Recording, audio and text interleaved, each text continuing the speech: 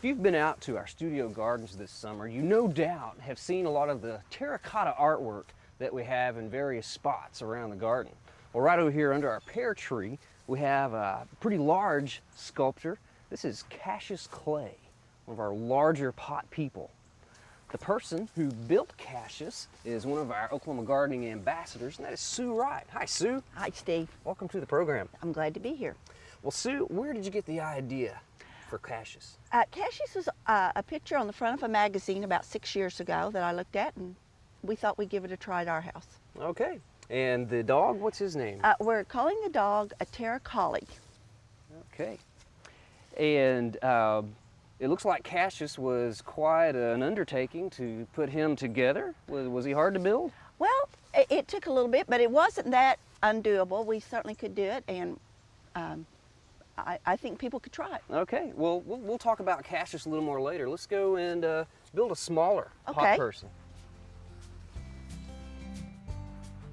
Right here on the front of our deck, we've got two small pot people, and one of course is standing up and one is sitting down. And Sue, which one of these are we going to put together? We're going to put the sitting one down together today because we thought it might help people if they want to build the larger one to have the idea of what we were doing. Okay, so this is sort of the finished product, and we're going to show you how to put that together. I guess you and one of our other volunteers Mary built Alexander. those? Yes, Okay. we did. We actually did these at the Garden Fest this summer. It was a demonstration. All right, you did a really good job.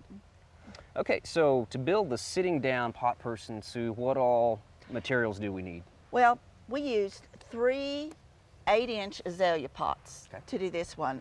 2 for the body, the torso, and 1 for the head. And then we also used 4 standard 4-inch pots for each leg. And we have 5. Today we're using these 2 1/4-inch pots. On the one down below, we used, I think they were 3 1/4 or 3 1/2-inch pots. So These will be the arms. these will be the arms. Okay. So you can really build whatever size you want in, to whatever place you want to put him, how big you want him. Okay, Just choose your pots. bigger pots makes a bigger pot person. Absolutely. Okay, Yes. what yes. all tools are we going to use here? Okay, you're going to need wire cutters because we're going to be using wire to keep his arms and his legs together. Okay, You need a drill and you need a masonry bit. And you need one that's not a particular size, whatever size wire you have, just to make a big enough hole that you can Get the wire get the through. wire through. We have a bamboo stake. okay, And again, the length of your stake depends on the size of your pot man.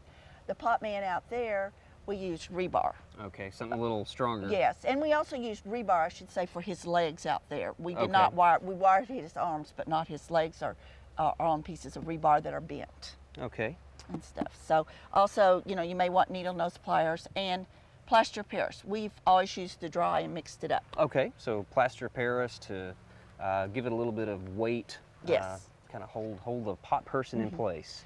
And you have your wire for your arms and your legs. You want something that's flexible enough you can bend it, but you want to make sure that it's not going to rust out on you. Okay. So, Okay, and then to finish off, we add a little bit of dressing. yeah, some people use sphagnum moss. We find we had to hot glue that one in. Actually, the Spanish moss seems to have worked a little bit better for us. Okay, so right here we've already got the plaster of Paris Yes. poured into the pot. We've got our little piece of bamboo already in place. It's already set up, And the legs are already wired on. okay, But now, before we did any of this, we needed to drill holes okay, for the wire. for the wires. And where you drill your hose on the pot, you need to just kind of put your legs up there against it. It'd be nice if you had somebody helping you a little bit to hold them or whatever, but you can look and, put him on, like we put him on this brick today so that we can see what he's going to look like sitting out on the porch or whatever. Sure. But get an idea of where you want it, mark your holes, and then take your drill.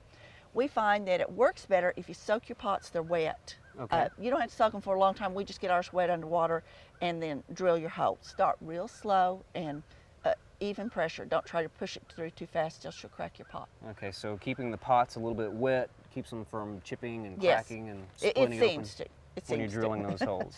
Okay, so with the wire and the legs, do we have one piece of wire, 2 pieces of wire? Today, on this one, you can do either 1 or 2, but we've done 1 and then twisted it up back behind here to get the length that we want.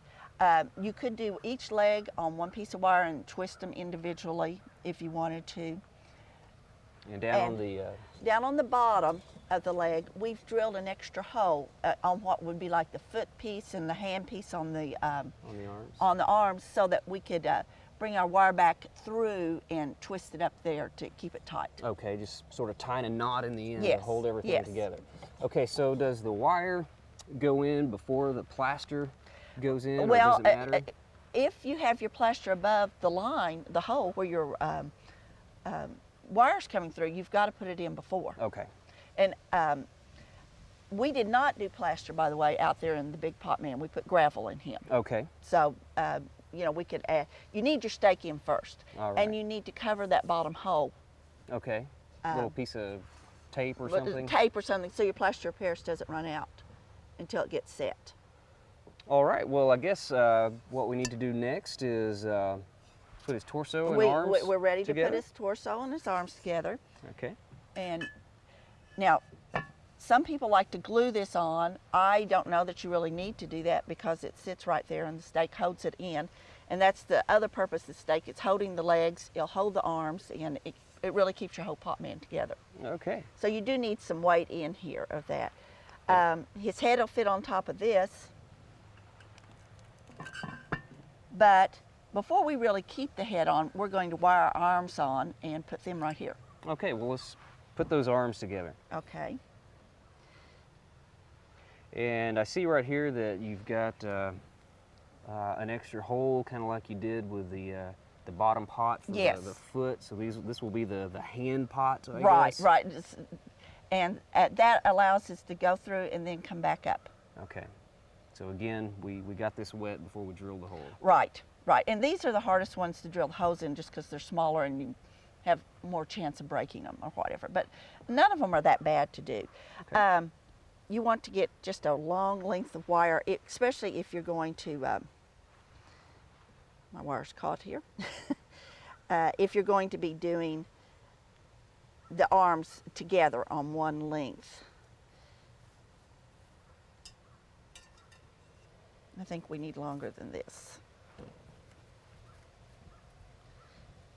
This wire is really maybe a little more lightweight than what we usually want, but it will be real flexible and we'll be able to show you what we're doing a little bit more. So why don't you cut it right there for us? Alrighty. We can always cut off the extra we don't need. Okay. Okay, we have 5 here. And after we've got our wire cut, we're going to take this hand piece that has the hole, the 2 holes in it where we've drilled the extra hole. Okay. And you can go through really either direction. It all depends which ones you want to wire the other ones on. But we're going to go back through there. This is what's going to hold everything together on this end. That knot in the end of the wire there. Yes, Okay. yes, we'll keep it in there.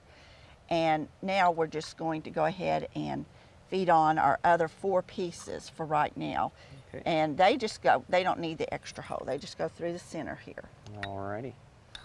And the sphagnum moss or the Spanish moss that you're putting in, that comes later after you've got him all put together when you're just kind of trying to get him to have the look that you would like. And what is the main reason for putting the moss in between the pots? Well, especially on the legs, you can kind of give him knees and he bends and it fills in the spots. Now on the big pot man out there, putting the moss in helps pad him so that when the wind blows and stuff, his arms aren't as likely to break. Okay, so the pots would knock together Right, and maybe crack and or also something. it gives, you know, you can do that maneuvering and give him an angle in his legs and stuff a little bit. Knees and elbows. Knees and elbows, exactly. All right. Exactly. All right. Now, we could go ahead and wrap this around, or we can go ahead and start with the other one. And since we have this end of the wire, we're going to start with, you know, Putting them through the bottom. Through the bottom, right. Okay. And we'll end up with the last one. And then we can always, the excess wire that we have, which we will have excess here, we can just cut off or twist around the stake here in the center. That next stake holds everything together. So the stake is pretty important. Very important in keeping everything together. Okay, the backbone of our pot Yes. person. Yes. Okay. Put the other hand on there. Yeah.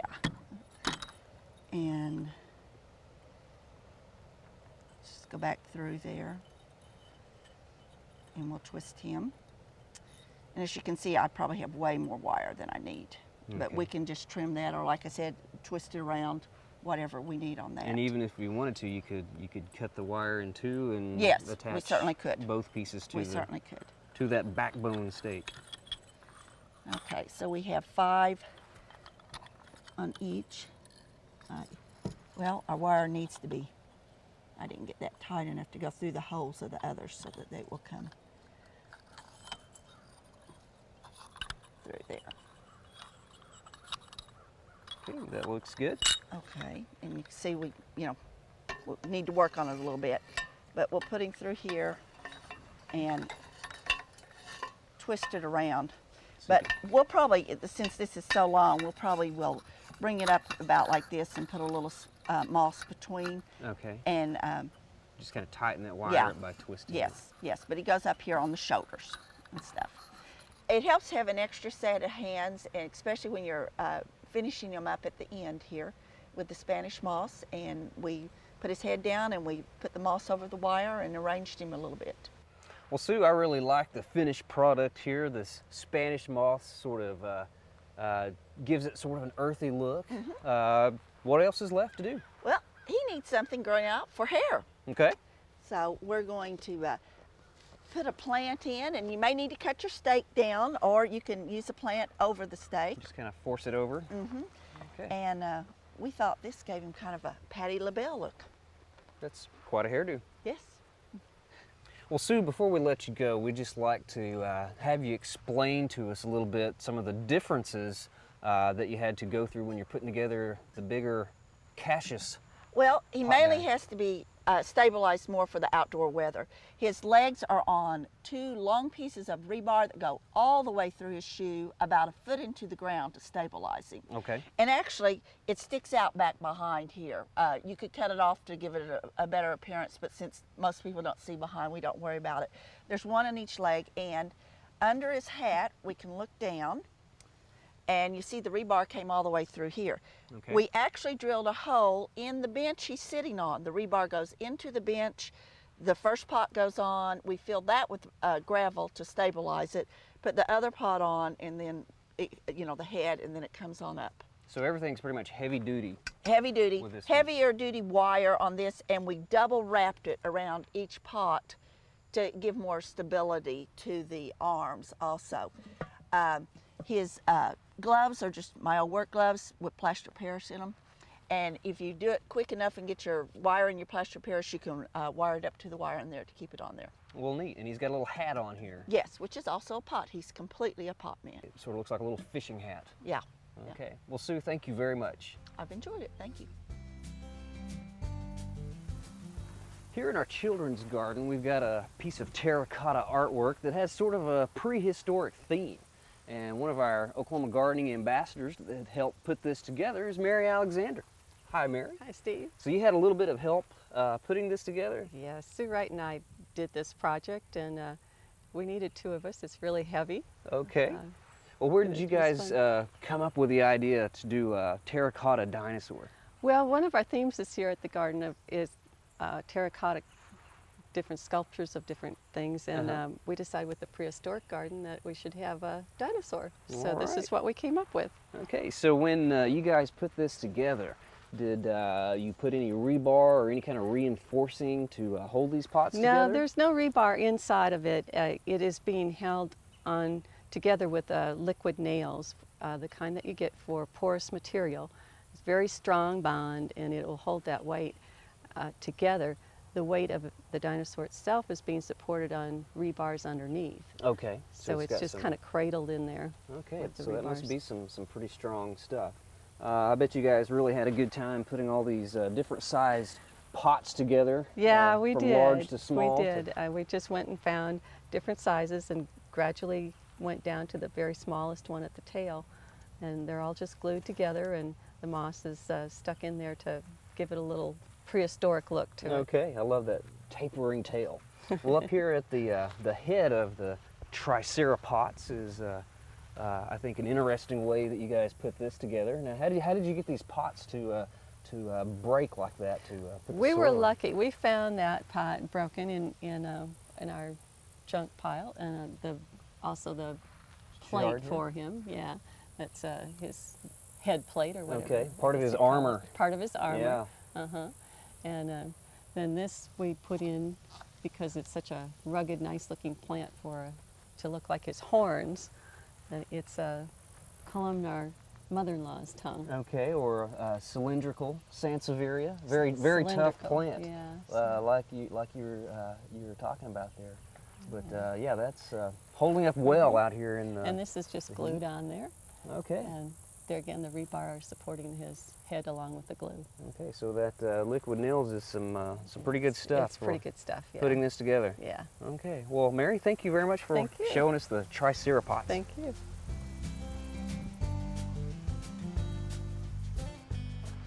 Another of our ambassadors put together some terracotta artwork pieces that are used as bird baths. That's Joyce McKee. Hi, Joyce. Hi, Steve. Welcome to the program. Thank you. Well, this first little bird bath that you put together here is a turtle. It's really cute. Can you tell us a little bit about how you made this? Yes, it's mainly put together with saucers. There's 4 smaller ones for the feet and a larger one for the head. Then Okay. A larger one under here for support, and then an even larger one then for the water. Okay, so there are 2 saucers on top of this Right. round pot. Right. And then this is another clay pot right here. It's just kind of one of the rounded ones. Uh-huh. And his eyes are made out of wood. Okay, they almost look like little ping pong balls, but they're a little more solid. It's made out of wood, and then it's got like a flat surface Okay, on the bottom of it. All right. And he spray painted, and then a lot of the decoration is put on with sponges. Okay, so the different colors were just kind of sponged on. Right. And then black for his mouth, and around here is all put on with paint pens. All right, and those, the feet and the head are glued on. Right, he's put on with liquid nails. You just put a strip of it on here and then just set this pot on top of it, Okay. and on top of the feet and the head. All right, and it just kind of sits there as a low bird bath on the ground. Out in the children's garden, you also put together another terracotta bird bath. How many pots make up this one? It just has 3, 2 good sized ones for the base, and then a saucer for Okay. the top part for the water. Okay, and it was painted pretty much the same way. Yes, it was just spray painted, and then it was the decoration. It's got flowers on it. Was stamped on. I put it in paint and then just put it on the pots. Okay, well they look really good, Joyce. Thank you. Thanks a lot. Another of our ambassadors, Judy Henderson, put together a few more pieces of our terracotta artwork here at the garden. Hi, Judy. Hi, Steve. How are you doing? today? Good to see you. So, Judy, tell us how you put together the little scarecrow here. Okay. Well, this is Sammy Scarecrow, and he's really quite easy to assemble. As you can see, he's strictly flower pots, and there are 1, 2, 3, 4. All right. And there's an additional 1/5 one for his head. Basically, I used interior, exterior spray paint to paint the pots. That was the first thing that I did. Okay. And it did take about 2 or 3 coats to get a nice, smooth, even covering on them. And after they were spray painted and dried, and I let them set for a couple hours, I used liquid nail or any good bonding glue, but I will tell you that hot glue gun would not hold up for them. Okay, so And- these are just glued together with liquid nails and not, they don't have any kind of stake or anything like that No, inside. there's nothing to hold them together Okay. or hold them, weight them down. And after the main body was put together, I used some acrylic paint and paint pens, paint markers. You can have some fun, decorate the body, give them some patches and some shoes. Sure. And the hardest part was getting the arms together. And Okay. actually my granddaughter Kelsey helped me figure that out. Okay. You use a little raffia, which you can get at any of the craft stores, and a bandana. And we just kind of measured the length that we felt should go around. We rolled that with the bandana, and then again with the liquid nails. Kind Okay. of held that in place. And then we gave him another little bandana scarf to dress him up a little bit. All right. And you can paint the belt, but we thought it would be more fun to give him a little rope belt. So, Oh, yeah. and then with the face, I did have my other granddaughter, Caitlin, paint the face because she's a much better artist than Well, I am. She did a really good job. And a little more raffia for hair. And you can take the flower pot and put it up for the hat, but I really felt it was a little more, gave him a little more character. And this is actually just a basket that I had out in my garage and again, liquid nails are a good bonding glue to hold him bandana together. around the forehead. Right. Well, Judy, right here is a little cat that you made out of different terracotta pots. Right, and again, not that difficult. It was a little more complicated in that it did involve some drilling. Again, I used that exterior-interior spray paint. I sprayed my pots. You need to then use, and I used twine, and I doubled the twine to connect the small pots together. And then, of course, the saucer pots for the bottom of the foot and for the ears. And again, I used liquid nails up here. And a little twine to give them a little more characteristics. All right. And the paint pens and acrylic paint for the facial features. And a little bit of spots, I guess. Right, just to give them the cat look, and we tried to give them a little happy face because we do have the pot with the catnip. Okay, so That he's sitting here guarding the catnip. He is taking care of the catnip. Okay. Yes. Well, Judy, thank you very much. Well, thank you.